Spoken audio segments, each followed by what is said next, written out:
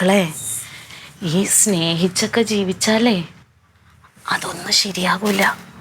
പ്രത്യേകിച്ച് ഇപ്പോഴത്തെ കാലത്തിൽ. എന്താന്ന് വെച്ചാൽ ഒരു ദേഷ്യത്തിന് ഇപ്പം നിങ്ങൾ രണ്ടുപേരും എന്തെങ്കിലും ഒരു വഴക്കിട്ടെന്ന് വെച്ചോ, ഒരു ദേഷ്യത്തിന് കൈയും കാലും കുടലും ഒക്കെ മുറിച്ച് പ്ലാസ്റ്റിക് കവറിലാക്കി ഫ്രിഡ്ജിൻ്റെ ഉള്ളിൽ വെക്കും. അതല്ലെങ്കിൽ പാമ്പിനെ കൊണ്ട് കുത്തിക്കും. അതല്ലെങ്കിൽ ജ്യൂസിൽ വിഷം ചേർക്കും. അങ്ങനെയുണ്ടല്ലോ, ഇവർ പരമാവധി ഉപദ്രവിക്കും.